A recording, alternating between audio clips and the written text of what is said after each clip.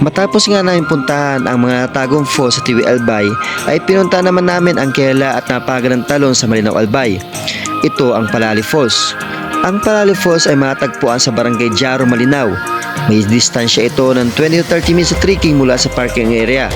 Beginner friendly kaya swak sa pamilya o sa magbabarkada. Wala pang detalyadong kwento ang talon na ito. Pero hindi nyo ba alam na may kwentong matanda ang falls na ito? Ito ang kwentong unggoy sa waterfall. Sabi ng mga tanda, kapag may nakita unggoy sa paligid ng falls, dapat kang umalis agad dahil tataas ang tubig at baba ang lugar. Nakakatakot, diba? Ngunit ito ay kwento lamang at wala pa namang nangyayaring insidenteng ganito. Kaya tara sa Mount Malinaw, Palali Falls, and don't forget to live only with footprints and take only photos.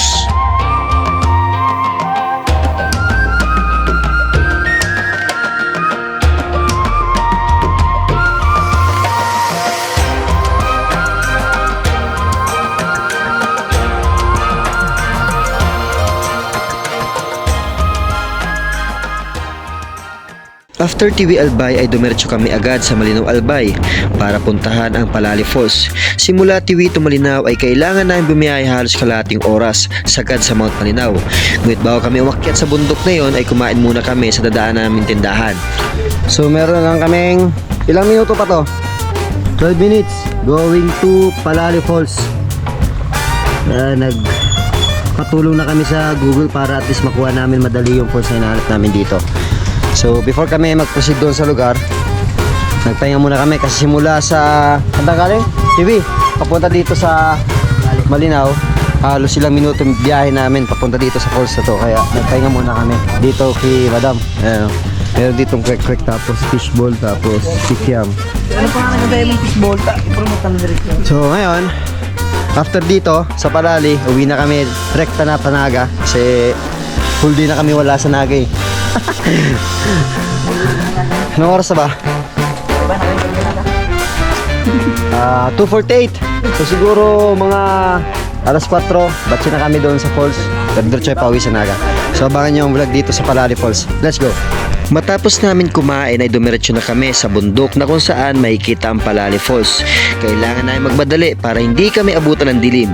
Bago nyo marating ang lugar ay may madaanan kayong isang magandang tulay.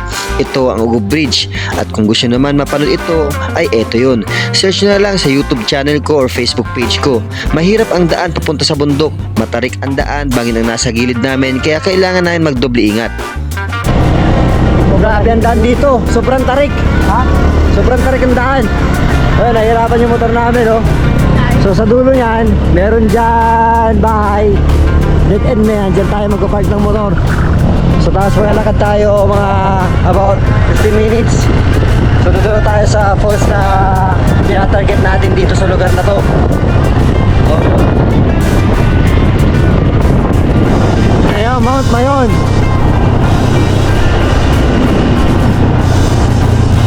Ang ganda ng lugar na to. Marami tayo dito ma-explore na mga nature. Kaso lang kulang isang oras. Nakita yung whole day na kami dito. Dalawang spot pa na pupuntahan namin. Lalo na kung ikutin namin tong lugar na to. Ang dami dito. Kaya talagang 2-3 araw para at least marami yung ma-explore natin dito mga nature na lugar. So baka nyo ang vlog dito sa Palali. Magandang falls na to. Alright guys, so papasok na kami dito sa may papunta sa Palali Falls. Actually nakapunta na ako dito, kaso lang nung nag-delete ako ng mga videos, yung vlog ko dito nakasama. Kaya ngayon binalikan na naman namin.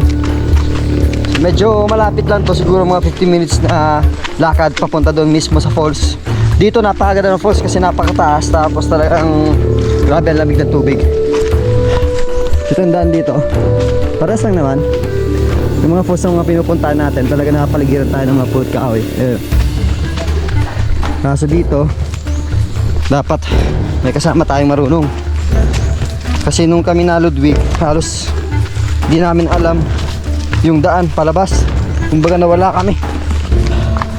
Tapos dito dadaan ka pa sa ilog, dadaan tayong ilog dito. So sana merong mapakan kasi syempre hindi mga dala tayong gamit. At ito na nga ang sinasabi ko, mile trail naman sana ang dinadaan namin, ngunit pabuksok ang daan na halos walang mahahawakan. Kaya kailangan ay magdoble ingat dahil kapag napamali kami, sa baba kami pupulutin. Pahon naman mamaya, ano? Wala kaming ibang nakikita dito, mga puno't halaman lamang. At kung mapapansin nyo ay napakaraming puno ng saging. Medyo malayo yung biyahe kasi galing kami ng Tiwi. And then pagpapasok dito, simula doon sa may highway, siguro mga ano pa, 30 minutes or 45 minutes, ganun. Buti nga nandyan si Google, kung hindi, wala tayo. Tapos uwi, daan kami sa Blue yun, doon na kami dadaan para mas malapit sa Nagay. Di na kami nang iikot ng partido. Hirap ng daan. Kaya na pa kami akyat ng akyat, baba ng baba. So talagang practice na practice yung tuhod namin, tapos muscle sa paa. Ito na nga yung sinyalis na papon na. Dahil yung ibang kabayan natin ay pauwi na, ngunit kami ay papunta pa lang. Medyo malayo-layo pa ang lalakarin namin, kaya baka abutin pa kami ng dilim palabas sa bundok na ito. Sana wag naman. Sana medyo mababaw lang yung tubig.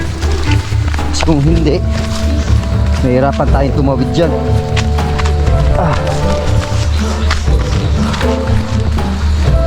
So, ito yung unang ilog.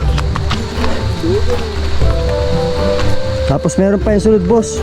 Oh, siguro, hindi ko alam kung dalawa isa. Kapag kakaalam ko dalawa, kung di ako nagkakamali. Yung isa, medyo mahirap tawirin yun.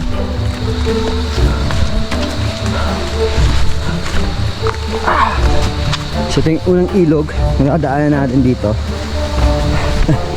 Malaking mga bato.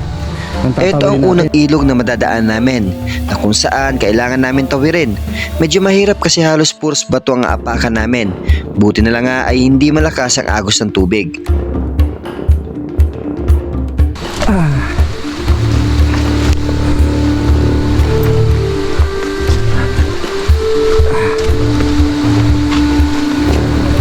Ito yung mga dinadaan natin mga bato. Ang lalaki.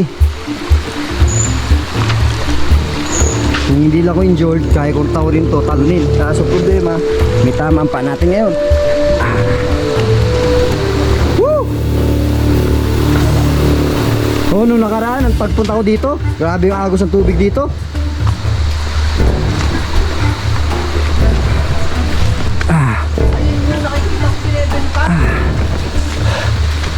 Grabe. Alin?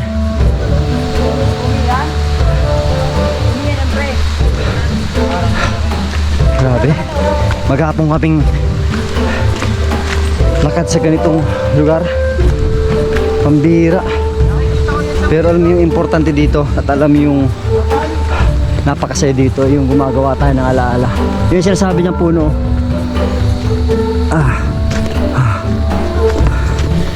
Maraming motor sa labas. Posible marami din naliligo sa falls na yan. So papakita ko sa inyo, tapos mamaya palipad tayo ng drone. Oh, isang ilog lang yata dadaan natin, hindi dalawa. Isang ilog lang yata. Kasi ito yun, diretso na to sa falls. Dito meron pahingahan in case na magpapahinga kayo. Kaso in case of emergency, grabe ang hirap dito. Kaya paalala sa mga kabayan natin na pupunta dito, dapat wala kang iniindang sakit, gaya ng sakit sa puso, hika, high blood.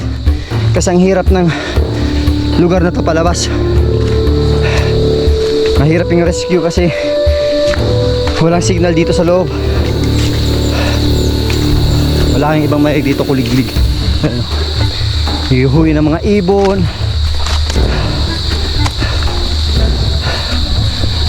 So nakita yung paligid ko. Ayan. Tataas ang mga puno. Mamaya pag nakita yung falls, malupit ang falls dito. Hingal ako. Ito yung trail dito. Palit na palit ang daan. So kailangan magdoble ingat dito sa lugar na to. Dito lang sa may Malinaw Albay, para hindi kayo mahirapan. I-search nyo sa Google Map, lalabas yun. And then para hindi na kayo maganap, direction niya lang, start. Then, yun na yun. Tuturo na sa inyo ni Google Map kung saan ang Palali Falls. So, maya, kita-kita tayo. Let's go. So, ito yung mahirap dito na isang assault na dadaanan nyo. Ito yung huling pinakamahirap na daan. May kataasan ito at hindi lamang to basta lupa o bato na kailangan akyatin. Ngunit ito ay isang malaki at mataas na ugat ng isang malaki at mataas na puno na kung titignan aktual ay sobrang tanda na nito. Pero pag nakalampas na tayo, nandyan na tayo. Umigit yung kahoy. Laki, tapos yung mga ugat nyo. So ito yung apakan. Hawak sa ugat. Hapak dito. And then malapit na tayo. Yun yung falls. Ang problema sa falls na to, walang tubig, kakaunti. Dati yung pumunta kami dito, ang lakas ng bagsak ng tubig. Ngayon, kakaunti lang.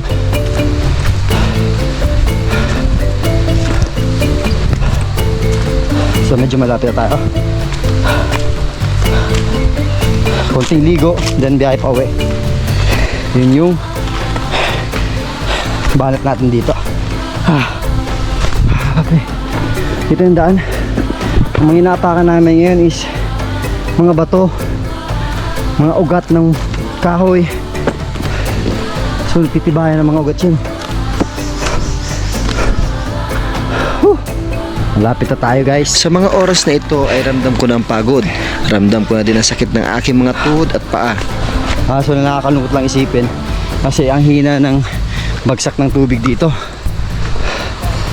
Hindi siya gaano kalakas. Habang palapit ng palapit kami ay may mga narinig na ako mga nagisigawan ng mga tao. Nagtatawanan at naghihiyawan. Ito ay isang senyales na malapit na kami sa falls. Narinig na kami mga nagsigawan ng mga tao. So ibig sabihin malapit na kami sa spot na pinutumbok namin dito sa lugar na to. So yun, nakikita ko na.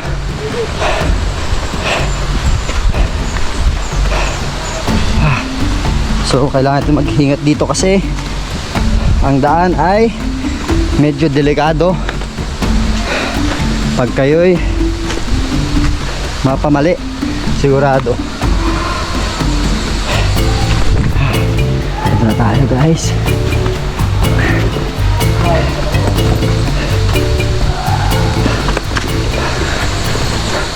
Ito na yung falls. Yun, oh. Mahina ang bagsak ng tubig ngayon eh. Yan o.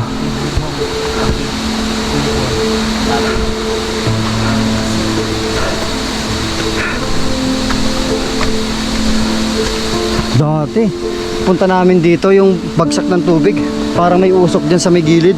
Ngayon wala. Mahina.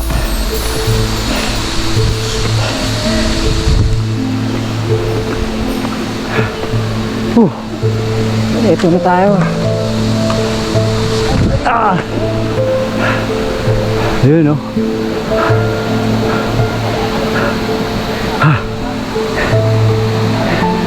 Laki ng mga bato dito. Ayun.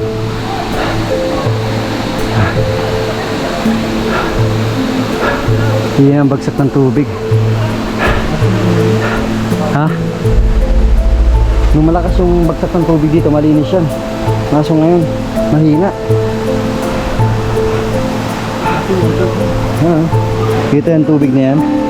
So medyo hindi siya gaano kalinaw.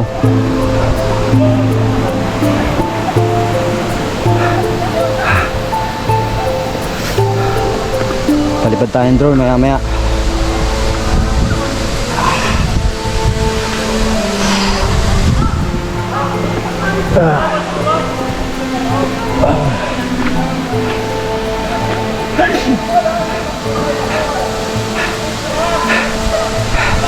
Ito yan, taas niya, no? Grabe yung nilakad namin. Halos ilang minuto. Tapos simula doon sa may labasan. Tapos nung una namin vlog dito, yung kanina lang, mas matagal-tagal yun. 30 minutes yung inaabot ng biyahe namin. Pero ito na yung first na yun. Naabot ka rin sa ikalawang pagkakataon.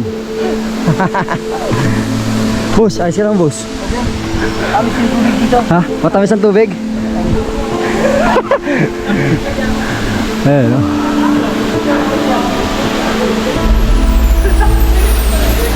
So nung ulitin ko, nung pumunta ko dito sa unang pagkakataon, lakas ng bagsak ng tubig dyan.